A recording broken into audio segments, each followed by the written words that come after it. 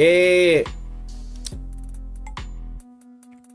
narinig, no? Narinig ng mga taga-kongreso itong sinabi lately ni Tatay Digong na kung siya po ay invited sa Quadcom, walang problema. Pupunta ako dyan at magko-cooperate ako. Ganyan po ang mga ugali ng mga Duterte. Hindi po tatalikuran ang mga issues. Okay? Kasi alam po ng mga Duterte na malinis ang kanilang ginagawa para sa taong bayan. So kung questionin nyo at ipatawag nyo si Tatay Digong dyan sa hearing nyo, sa Quadcom na yan, sabi po ni former President Duterte, he is willing to cooperate. So ngayon, narinig siguro ng mga taga-kongresista, alam naman natin nakaabang ito sa mga Duterte kasi laging trending si Duterte, walang balita na hindi makarinig sila. So nakarinig sila, nag-respond sila, nag-reply sila. So ang kanilang reply, bibigyan raw na sapat na respeto kung haharap sa pagdinig umano kay EJK. Irerespeto raw nila si Duterte. Okay? Wait muna ha. Iayos ko muna itong aking green screen.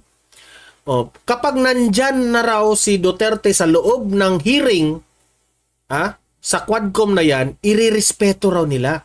Yan ang sabi nila. Yung statement na yan, alam mo, Barbers, sablay. Sa totoo lang. Bakit ko ba nasabing sablay? In the first place, yang binubuong Quadcom na yan, yan EJK hearing na yan, wala na kayong respeto kay former President Duterte? The fact that nag-hearing kayo, di ba, inamin nyo lately, ayan, mamaya ipapakita ko sa inyo, inamin nyo mismo na utos ito ni Martin Romualdez.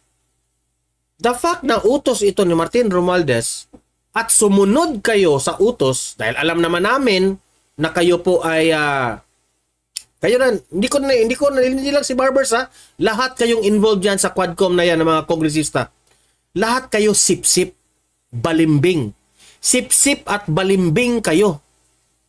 Huwag na tayong magbulahan, sip-sip at balimbing kayo. In the first place, na nag-cooperate kayo dito sa Quadcom hearing na ito, wala na kayong respeto sa mga Duterte.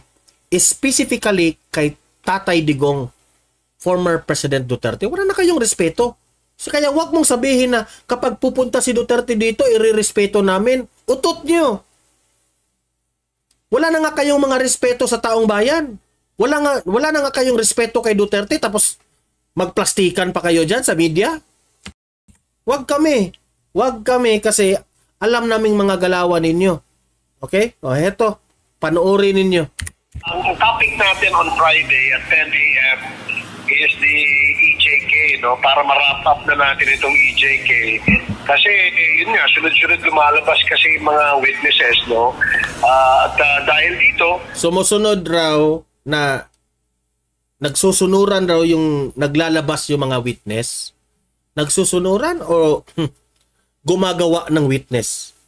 Kasi sa tingin ng taong bayan, gawa kayo ng witness. Ang tagal-tagal na itong nangyari na ito, bakit ngayon lang sila sumulpot? Di ba? Nag-create siguro kayo ng witness. Nagtatanong lang kami, ha? Mukhang merong mga developments na mangyayari. Issue sa extrajudicial killings o EJK sa ilalim ng anti-drug war ng Administrasyong Duterte ang pagtutuunan ng pansin ng House Quadruple Committee o Quadcom sa susunod nitong pagdinig. Nakatakda ang ikawalong public hearing. Alam niyo, sa totoo lang, Quadcom, ha? Dahil sa hearing na ito, hearing kayo ng hearing dyan, ha? Sa EJK. Hindi nyo ba alam na yung EJK na yan, yung word na EJK na yan, ginamit inabuso yan yung EJK na word. Hindi nyo ba alam gaano ang impact sa ginawa ni former President Duterte dito sa war on drugs niya? Mga kongresista, hindi nyo ba napansin lumala ngayon ang droga lumala ngayon ang krimen. Pero sa panahon po ni former President Duterte, takot yan sila. Yang mga kriminal na yan. But dahil ngayon, bini-baby-baby nyo itong mga jadik na ito, inaabuso na naman nila ang mga pulis.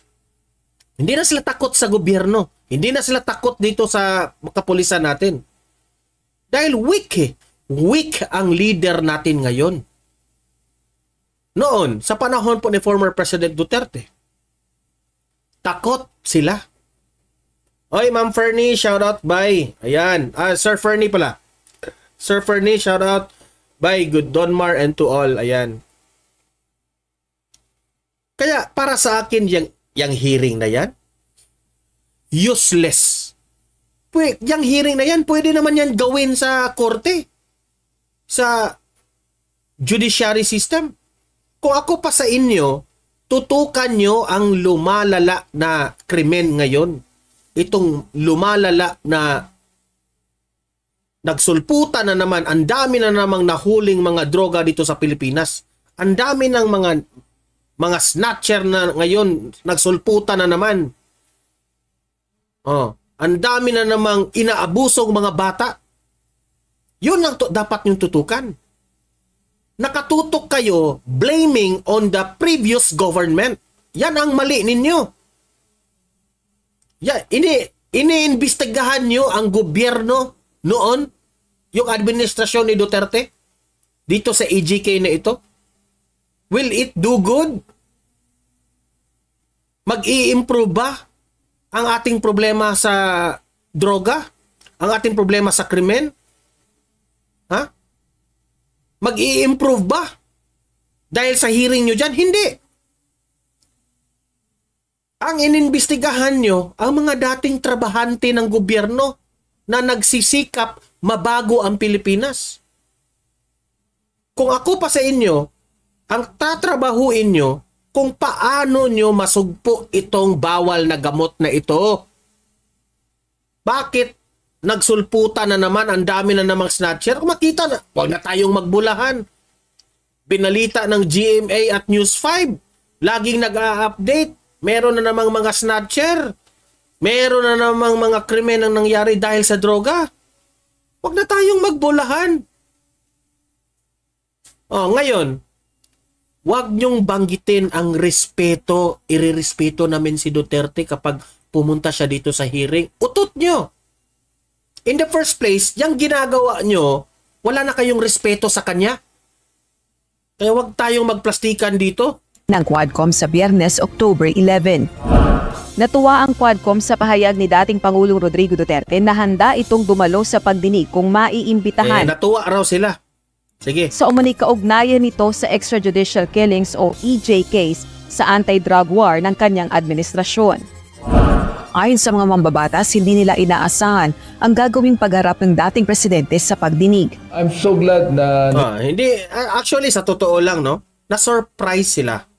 Ang mga kongresista na ito, hindi nila ini-expect na ganun ang response ni Duterte. Alam nyo, sa totoo lang, ako kasi itong aming tatay digong namin, itong si former President Duterte, hindi po ito kagaya ninyo na walang bayag. Balimbing kayo, at the same time, sip-sip kayo. Si Duterte po, inakusahan, maraming accusation, patungkol dito sa war on drugs na ito, haharapin niya. Hindi niya ito tatalikuran. Wala po sa ugali ng mga Duterte na umiiwas. Okay? Hindi kagaya ng presidente nyo na laging umiiwas sa tanong. Umiiwas sa tanong. Sino ba yan? Weak leader. Naging open si dating Pangulo natin to attend the hearing. No? But at this point in time, I don't think we're going to invite him sapagkat napakarami ng iimbitahan namin. Although kasi itong ating mga list. Kaya nga ang dami nyo nang ininbitahan na hindi masolve-solve ninyo ang iyong problema. dati ang mga gagaling ng mga kongresista eh. I think enough na siguro yung pinaka 1 or 2 weeks na hearing, enough na, solved na. No, nakapaggawa na sila ng batas. Pero sa inyo, ang tagal. Tuloy, ang tingin ng tao sa inyo, mga BO-BO kayo. O talagang namumulitika lang kayo?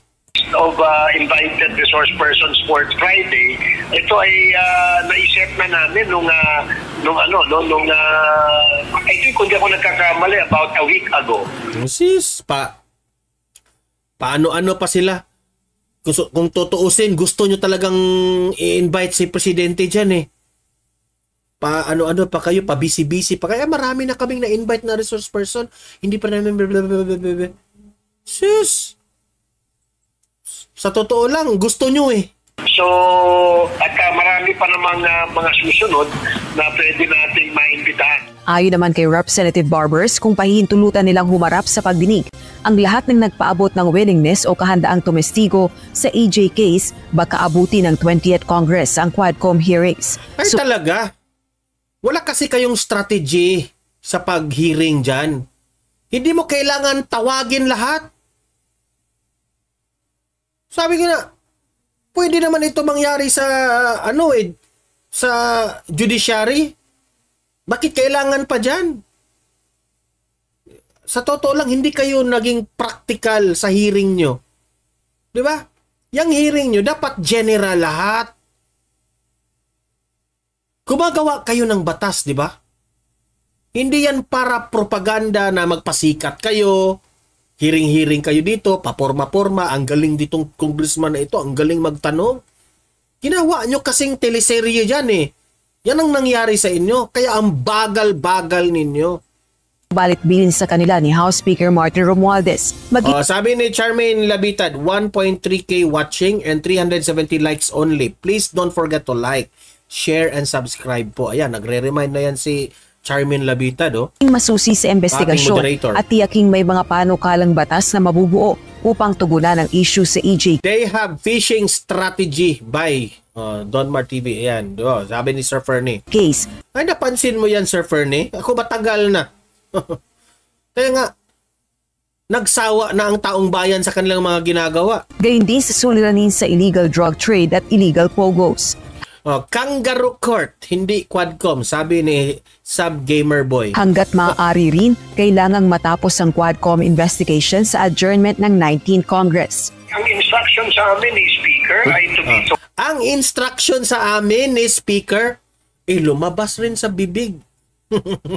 Lumabas rin sa bibig ni Barbers na ang instruction sa amin ni Speaker, yan ang sinasabi ko sa inyo, Barbers, sip-sip kayo. Papit kayo dyan.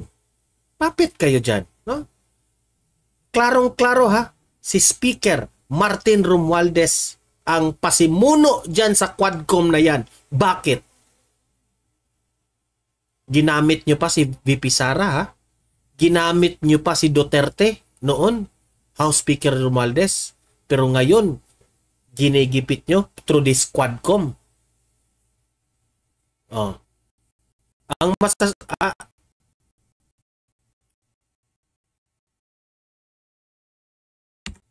naglag tayo. Ang masasabi ko lang ha, medyo naglag tayo, pasensya na po. Ang masasabi ko lang sa iyo, House Speaker Romualdez, traidor ka. Dati kampi ka kay Duterte, di ba? Kampi ka kay Duterte dati. Pero alam ni former President Duterte, galing yan sa bibig ni former President Duterte na ikaw, Romualdez, may ambisyon kang maging presidente. Di ba? Bago ito nangyari, itong awayan na ito, away ni VP Sara at itong si Romualdez, bago ito nag-away, nabanggit yan sa 2021 ni former President Duterte na itong si Romualdez will be the next president, no? Parang sarcastic yung, di ba? Natatandaan nyo ba yon? Yung sinabi ni Duterte? May ambisyon ito si Romualdez dati pa. Pero wala siyang magawa dahil si Bongbong Marcos ang tumakbo. Ngayon, kapit ko kay Duterte dati, ha, Martin Romualdez. Pero ngayon, look at what you did. Inuutusan mo itong si Barbers, itong Quadcom na ito. Sabi dito, ang instruction sa amin ni Speaker Romualdez ay to be thorough about the investigation. Di ba? To make sure that mayroong mapuproduce na remedial legislation. At syempre, kung kakayanin at matapos ito bago umabot sa adjourn, hindi, wag niyong tapusin hanggat hindi makulong si Duterte.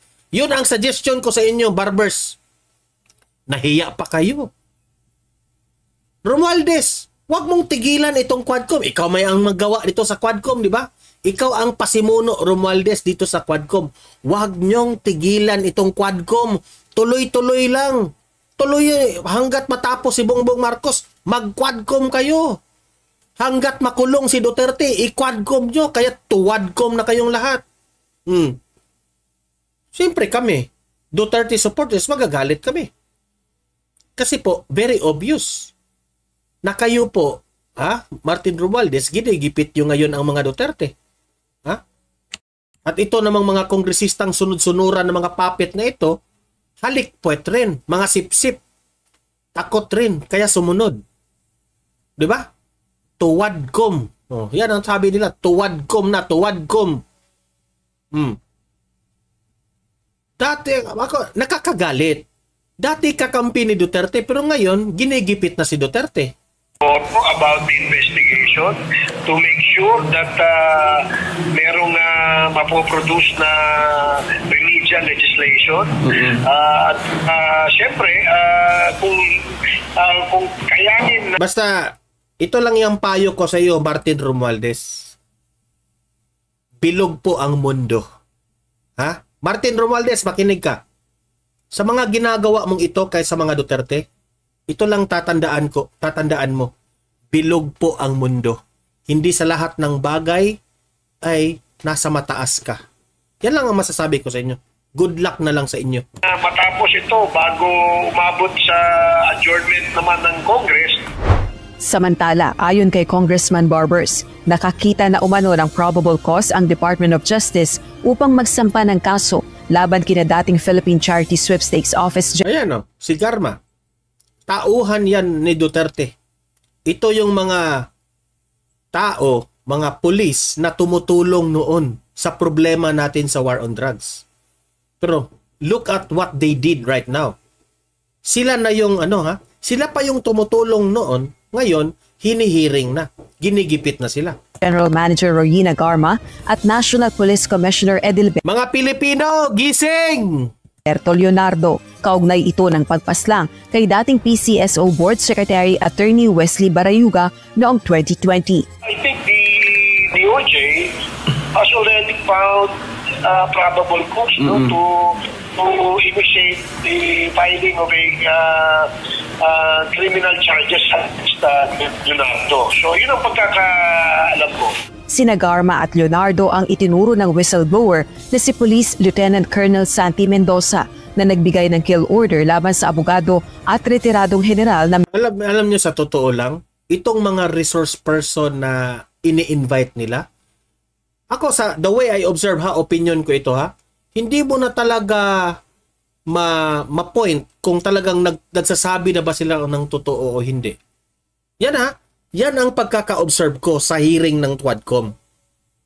Ang kanilang mga resource person, may, ang napapansin ko, may halong kaba. Hindi mo na alam kung sila ba ay nagsasabi ng totoo o hindi. Kasi dati, sinosolve yung problema natin sa war on drugs. Ngayon, tinatawag sila ulit. Magtataka ka na lang bakit bumaliktad na yung iba.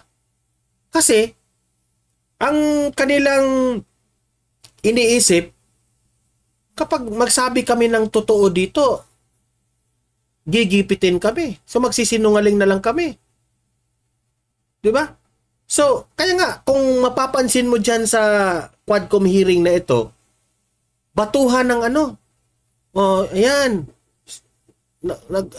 batuhan na kung sisihan na at sisihan yung nangyari. Hindi mo na malaman kung nagsasabi na ba sila ng totoo o hindi. Lahat dyan for survival na lang. Ang kanilang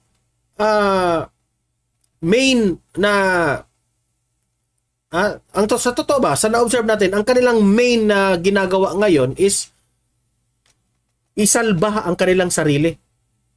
Yan ang nangyari. Kaya nga itong si Garma, iyak ng iyak si Garma eh. Kasi kung magsasabi siya ng totoo, sabihan siya, nagsisinungaling ka. Kapag hindi nagugustuhan yung mga sagot nila, i-contempt sila. So, itong hearing na ito, itong sa Quadcom na ito, the way I observe, this is my sariling opinion, hindi po accurate ang mga pinagsasabi nitong mga resource person na ito. Kasi natatakot sila. Hindi kagaya nung time ni former President Duterte na they are willing to say the truth. Why? Because alam nila nakakampihan sila ni Duterte kapag magsasabi lang sila ng totoo. Pero ngayon, itong mga resource person na ito, may sagong takot at kaba. Kaya hindi mo na maiintindihan kung nagsasabi ba ito ng totoo? Bakit bumaliktad na itong mga taong ito? So, hindi po accurate. Kung magsisinungaling ka, pabor sa mga taga-Quadcom na mga kongresista, kung magsisinungaling ka, pabor na madihado itong mga Duterte, ano ka? Okay sa kanila. Papaboran ka ng mga congressmen. Pero kung hindi ito papabor sa mga Duterte, sabihan kang sinungaling. Iko-contempt ka. Di ba? So paano natin masasabi na lahat ng mga resource person na ito ay nagsasabi ng totoo? Hustisya man hustisya man kaya ang ating hinahanap dito. Kung hustisya po ang hinahanap natin dito, huwag kayong magalit kung hindi po ninyo nagugustuhan ang kanilang mga tanong. How can they say the truth kung finifilter ninyo? Nagsasabi ng totoo, magagalit kayo kasi ayaw nyo ang mga sagot nila. Pero nagsasabi yun ng totoo, ha? So gusto nyo lahat ng mga resource person dyan, pabor sa inyo. Dapat yung mga answers nila, yung gusto nyong sagot. Ganyan. So, what's the point? Mag-hearing-hearing pa tayo dito. Luto ang Macau na ito. Luto na. Nagkukuking show na tayo dito. Di ba? Kasi yung hearing, alam nyo na kung saan patungo. Kasi magagalit kayo kapag hindi, hindi nyo magugustuhan eh. Di ba? Mga tanga. Kaya nga, pinagtawanan kayo ng taong bayan eh. Miyembro ng PMA Class of 1983 dahil sa umuning koneksyon sa operasyon ng iligal na droga. Subalit lumalabas sa investigasyong ipinapatay ang abogado dahil sa nalalaman nitong katiwalian at irregularidad sa PCSO. Sabi dito ni Colapo Shadow, hindi akong nasabi nito ha, taong bayan, Colapo Shadow, naka-target lock sila sa Duterte. Pero makarma din mga yan. Kaya nga, target lock. Kahit anong sabihin, si Duterte na ang may kasalanan. Sa ilalim umano ng pamumuno ni Garma, inihayag ito sa uling pagdinig ng Quadcom noong September 27, 2024. Nakakasawa na yung hearing nyo dyan. Ayoko na nga manood eh. Rosalie Coz, UNTV News and ayan. I hope na there will come a time na makapagsagot na si Duterte dyan. Ako, ito lang yung sasabihin ko sa inyo mga kongresista sa Quadcom. Siguraduhin nyo lang na yung mga tanong ninyo kay former President Duterte ay educated question. Siguraduhin nyo lang kasi mapapahiya lang talaga kayo ni Duterte. Yan ang sasabihin ko sa inyo. Mapapahiya lang kayo kung yung mga tanong ninyong mga yung mga kabalastugan nyo dyan, mapapahiya talaga kayo. Yan ang ko sa inyo.